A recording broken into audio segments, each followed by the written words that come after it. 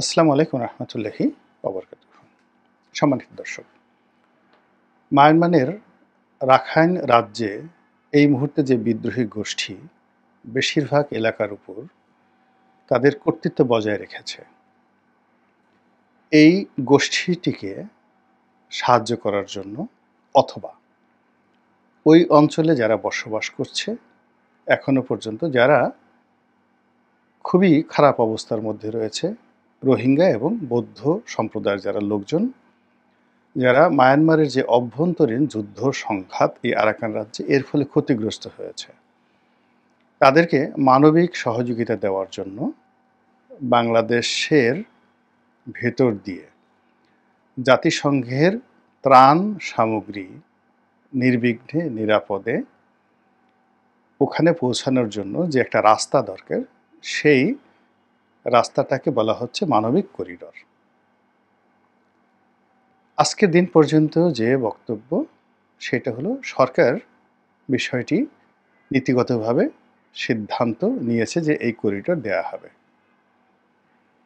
এবং এখানে কতগুলো শর্ত রয়েছে, শর্তের সেই বিষয়গুলো এখনো ঠিক হয়নি। এই হলো মোটামুটি খবর। এখন কথাবার্তা হবে কাদের সঙ্গে? জাতিসংঘের সঙ্গে। আর জাতিসংঘ মূলত নাথিং, একটা আমেরিকার স্বার্থ রক্ষা করার জন্য একটা সিল, স্ট্যাম্প প্যাড, এর বাইরে জাতিসংঘের কোনো ভূমিকা নেই। মাঝে মধ্যে আমেরিকা তাদের উপর খুব রাগ হয়। এর কারণ হলো আমেরিকা যে বিষয়গুলো যেভাবে চায় সেভাবে তারা পারেনি। যেমন ট্রাম্প যখন প্রেসিডেন্ট ছিলেন তখন ডাব্লিউএইচওর সঙ্গে আমেরিকার সম্পর্ক খারাপ হয়ে যায় এবং আমেরিকা সেখানে তাদের ফান্ডিং দেওয়া বন্ধ করে দেয়। এবারও ট্রাম্প ক্ষমতায় এসে জাতিসংঘের অনেকগুলো প্রকল্প থেকে তাদের দেওয়া যে ফান্ডিং, এগুলো বন্ধ করে দিয়েছে। এর ফলে বহু মানুষ চাকরি হারিয়ে এখন রীতিমতো বেকার। এর কারণটা হলো যে এই জাতিসংঘের নিরাপত্তা পরিষদ থেকে শুরু করে তাদের যে আন্তর্জাতিক মানবাধিকার সংস্থা রয়েছে, এমনকি তাদের যে সাধারণ পরিষদ রয়েছে, জাতিসংঘের মহাসচিবের যে অফিস, প্রায় সব কিছুই আমেরিকা তাদের নিজেদের স্বার্থে ব্যবহার করে। দ্বিতীয়ত ইউরোপ তাদের স্বার্থে ব্যবহার করে। এখানে চীন এবং রাশিয়া কেবলমাত্র ভেটো প্রয়োগ করার ক্ষেত্রে বেশ কয়েকবার তাদের ক্ষমতা প্রয়োগ করেছে নিরাপত্তা পরিষদে। কিন্তু এর বাইরে জাতিসংঘের দৈনন্দিন কর্মকাণ্ডে আমেরিকার বাইরে কোনো একক রাষ্ট্র এখানে প্রভাব বিস্তার করতে পারেনি। মাঝে মধ্যে ফ্রান্স, ইংল্যান্ড কিংবা জার্মানি তারা ইনফ্লুয়েন্স করতে পারে, প্রভাব বিস্তার করতে পারে, কিন্তু কর্তৃত্ব করে আমেরিকা। তো বাংলাদেশে এখন জাতিসংঘ যা কিছু করছে, অর্থাৎ এই যে অ্যান্থনি গুতেরেস জাতিসংঘের মহাসচিব, তিনি এলেন রোহিঙ্গা লয়ে গিয়ে, মানে রোহিঙ্গাদের মধ্যে গিয়ে তিনি রোজা রাখলেন, ইফতার করলেন, পাঞ্জাবি পরলেন। সব কিছুর মধ্যেই আমেরিকার গন্ধ যারা সমালোচক, বিশ্লেষক, তারা দেখতে পাচ্ছেন। আপনারা জানেন যে 50-এর দশকে এই বার্মার উপর নিয়ন্ত্রণ প্রতিষ্ঠা করার জন্য তারা একটা বার্মা অ্যাক্ট তৈরি করেছিল, এবং সেই বার্মা অ্যাক্ট কার্যকর করার জন্য তাদের বেশ কয়েকটি সুযোগ দরকার ছিল। একটা হলো বঙ্গোপসাগরে মায়ানমার, বাংলাদেশ এবং ভারতের মাঝামাঝি যে কোনো জায়গায় একটা ঘাঁটি তৈরি করা। ভারতের কর্তৃত্বে যে সকল এলাকা রয়েছে সেখানে তো সম্ভব নয়, ফলে সেন্ট মার্টিন এবং কক্সবাজার উপকূলবর্তী যে এলাকা, এই এলাকাতে পাকিস্তান জমানাতেই তারা কিন্তু চেষ্টা করেছিল, এবং তখন রাজনৈতিক অবস্থা উত্তাল হওয়ার কারণে সেটা সম্ভব হয়নি। এবং তৎকালীন মার্কিন রাষ্ট্রদূত থেকে শুরু করে এমনকি মুক্তিযুদ্ধের সে প্রাক্কালে, অর্থাৎ 7ই মার্চের ওই সময়গুলোতে তারা বঙ্গবন্ধু শেখ মুজিবুর রহমানকে তারা প্রস্তাব দিয়েছিলেন, স্বাধীনতা চাও, যা কিছু চাও, বিনিময়ে এখানে এরকম একটা ঘাঁটি দিয়ে দেওয়া হোক। কিন্তু বঙ্গবন্ধু সেটা যে রাজি হয়নি, এবং সেটা ওই তৎকালীন পেপার পত্রিকাতে ব্যাপকভাবে প্রচারিত হয়েছিল, এবং তিনি নিজেও একটি বক্তব্যে বলেছেন যে একটি দেশের মানুষ দেশের সাথে বেইমানি করে বিদেশিদের হাতে দেশ ছেড়ে দেয়, বিক্রি করে, এটা কিভাবে করে আমি এটা ভেবে পাই না। এখন এই চলমান সময়টাতে সেই যে অতীতের বঙ্গবন্ধুর যে ভাষণ আর তার সেই বক্তব্য রীতিমতো ভাইরাল আকারে ঘুরে ঘুরে বেড়াচ্ছে।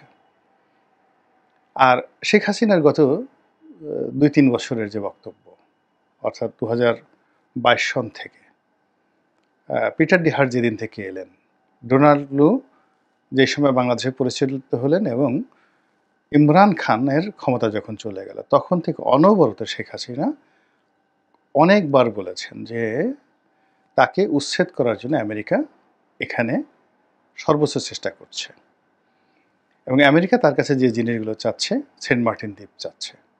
একেবারে খোলামেলা তিনি এই কথা বলেছেন এবং এটা আমেরিকা অস্বীকার করতে বাধ্য হয়েছে যে আমরা এই ধরনের কোনো, যাকে বলা হয়, দ্বীপ তার কাছে চাইনি। আর আমেরিকার যারা দালাল তাদের বক্তব্য হলো যে আমেরিকা এটাতে করবে কি, আমেরিকার এখানে কোনো সামরিক ভ্যালু নাই, ইত্যাদি ইত্যাদি নানা রকম কথাবার্তা। আর সেগুলো এখন কোন পর্যায়ে চলে আসছে তা আপনি আমি হাড়ে হাড়ে টের পাচ্ছি। যেটা বলছিলাম সেটি হলো এই যে বার্মা অ্যাক্ট তারা করলো। এখন বার্মা অ্যাক্ট করার জন্য, বাস্তবায়ন করার জন্য তাদের মায়ানমারের মাটিতে তাবেদার লাগবে, দালাল লাগবে। এই জন্য তারা সুসিকে সিলেক্ট করলো। সুসির পিতা মায়ানমারের বলতে গেলে জাতির পিতা, ফাদার অফ দ্য নেশন। উনি অক্সফোর্ডে পড়াশোনা করেছেন, সেখানে ইংরেজ বিয়ে করেছেন। পশ্চিমা দুনিয়াতে তার ব্যাপক পরিচিতি রয়েছে। অসাধারণ বাগ্মিতা, চমৎকার ইংরেজি বলেন এবং মায়ানমারের নারীদের যে স্বাভাবিক সৌন্দর্য তার সাথে অনেক অনেক উঁচু মার্গের তার সৌন্দর্য এবং শিক্ষা। এবং প্রথম যৌবনে আমেরিকা তাকে রিক্রুট করে। কিন্তু মায়ানমারের সামরিক জান্তা চীন তারা টের পেয়ে যান।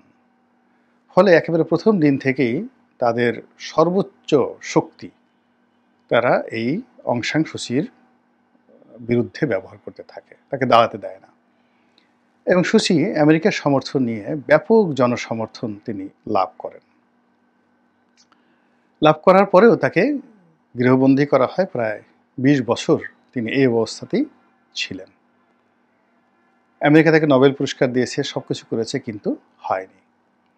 পরবর্তীতে দেখা গেল যে একটা গণঅভ্যুত্থান সেখানে ঘটে গেল। তার ফলে সুচি মুক্ত হলেন এবং সামরিক বাহিনীর সাথে সমঝোতা করে একটি সরকার পরিচালনা করলেন এবং তার জমানাতে এই রোহিঙ্গা সমস্যা তৈরি হলো। আমেরিকা তাকে রাখতে পারল না, তাকে আবার জেলে যেতে হলো। মধ্যখানে থেকে সামরিক কর্তৃপক্ষের একটা পরিবর্তন এসে এখন যারা বর্তমান নেতৃত্বে আছেন তারা ক্ষমতা গ্রহণ করলেন এবং সেই ক্ষমতা গ্রহণ করার পর আমেরিকা এখন রীতিমতো পাগল হয়ে গেছে। এর কারণ হলো মধ্যপ্রাচ্যে তাদের দ্বার বন্ধ হয়ে গেছে, ইউরোপে তাদের আয় রোজগার কমে গেছে, অভ্যন্তরীণ চাহিদা তাদের কমে গেছে। ফলে এখন যে কোনো মূল্যে অর্থনীতিটি বাংলাদেশ, ভারত, পাকিস্তান, নেপাল, ইন্দোনেশিয়া, সিঙ্গাপুর এই বেল্টে চলে এসেছে এবং গ্লোবাল জিডিপির অর্ধেকেরও বেশি এই কয়েকটি এলাকাতে তারা এখন ট্রানজ্যাকশন হচ্ছে। এবং এই অর্থনীতিটিকে আরও সচল করার জন্য বেশ কয়েকটি আঞ্চলিক সংস্থা হয়েছে যারা রীতিমতো ডলারকে চ্যালেঞ্জ জানাচ্ছে। ফলে এই এলাকার স্থিতিশীলতা নষ্ট করা, এই এলাকাতে বার্মা অ্যাক্টের বাস্তবায়ন করা, এখানে তাদের যে উপস্থিতি এটি তাদের অস্তিত্বের প্রশ্ন হয়ে গেছে। এবং ঠিক সেই সময়টিতে বাংলাদেশে একটা বিপ্লব হয়েছে, ডক্টর মোহাম্মদ ইউনূস ক্ষমতায় এসেছে এবং সেই সময়টিতে করিডোর নিয়ে কথাবার্তা হচ্ছে। আরেকটা ভিডিওতে এটা আমি বলবো যে এখানে ইন্টারনালি এই করিডোরের ফলে আমাদের টু দি পয়েন্টে কী কী সমস্যা হতে পারে। কিন্তু এখানে আমি যেই জিনিসটা বলতে চাচ্ছি এটি হলো যে এখানে আমেরিকা যেটা চাচ্ছে, তারা ভিয়েতনামে যে ভুল করেছে, কম্বোডিয়াতে তারা যে ভুল করেছে, আফগানিস্তানে তাদের যে ভুলগুলো হয়েছে তার বহুগুণ ভুল তারা এই মায়ানমারে করতে যাচ্ছে। এর কারণ হলো এখানে স্পষ্টত 3টি জাতি গোষ্ঠীকে তারা জড়িয়ে ফেলেছে। রোহিঙ্গা মুসলিম, আরাকান আর্মিদের যারা বুদ্ধিস্ট তারা, আর কুকিচিন যারা রয়েছে তারা খ্রিস্টান। 3টি জাতিগোষ্ঠী। অতীতে তারা যে সমস্যাগুলো যেখানে তৈরি করেছে, এখানে এরকম 3টি জাতিগোষ্ঠী যারা সবাই সশস্ত্র। এখানে রোহিঙ্গাদের হাতে অস্ত্র আছে, বৌদ্ধদের হাতে অস্ত্র আছে, খ্রিস্টানদের হাতে অস্ত্র আছে। এইরকম আপনি আফগানিস্তানে অন্য কোনো দেশে দেখতে পাবেন না। This is their first problem. Second problem হলো এখানে ৩টি মেজর আর্মি সরাসরি এখানে জড়িয়ে পড়বে। বাংলাদেশ সেনাবাহিনী, ভারতীয় সেনাবাহিনী, মায়ানমারের সেনাবাহিনী। পেছন থাকবে চীনের মদত। এরপর সীমান্তে ৩টি বৃহৎ শক্তিশালী দেশ, বাংলাদেশ, ভারত, চীন। এই ৩টে রাষ্ট্রই মার্কিন যুক্তরাষ্ট্র যা কিছু করবে আমাদের এই করিডর ব্যবহার করে সব কিছুর বিরুদ্ধে তারা থাকবে। এই ফলে যে একটা রসায়ন তৈরি হবে, একটা বিষাক্ত পরিবেশ তৈরি হবে, পুরো বিষক্রিয়াটি বাংলাদেশের উপরে পড়বে। আপনি আমি যারা এই সময়টিতে চোখ বুজে আছি, চুপ করে আছি, কথা বলছি না, বিশ্বাস করেন পরিবেশ এবং পরিস্থিতি যখন খারাপ হবে আপনি আমি আমাদের পালানোর মতো কোনো জায়গা নেই। এর কারণ হলো যে আগামীতে যে পরিবেশ এবং পরিস্থিতি, আপনি গাজার কথা চিন্তা করুন। গাজার লোকজন যেই জায়গাতে তারা আবদ্ধ, সেখান থেকে তাদের কিন্তু কোনো পালানোর জায়গা নেই, বড় জোর তারা সুড়ঙ্গের মধ্যে যেতে পারছে।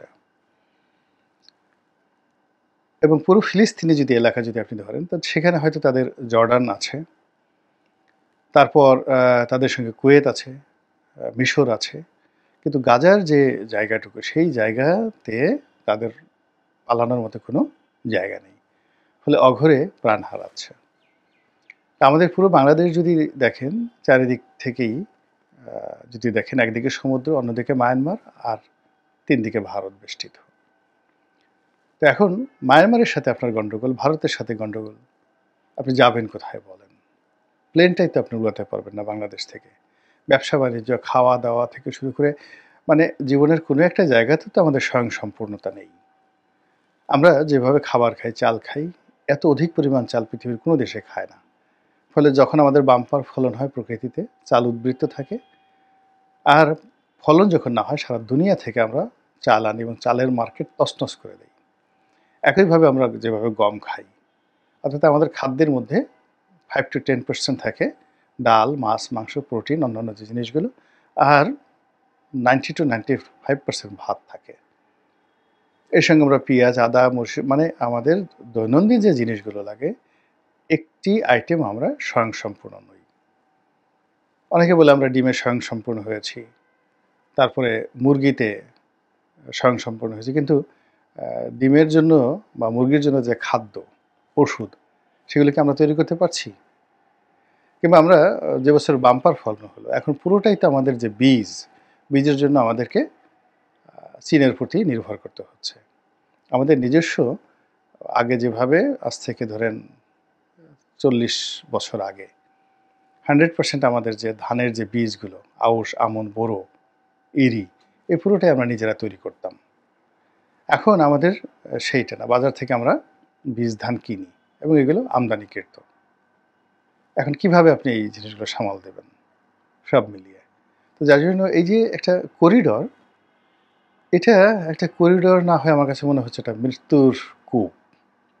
আমরা এর মধ্যে ঢুকছি মূলত আত্মাহুতি দেওয়ার জন্য। মহান আল্লাহ আমাদের সবাইকে হেদায়েত দান করুন এবং হেফাজত করুন। আসসালামু আলাইকুম ওয়া রাহমাতুল্লাহি ওয়া বারাকাতুহু।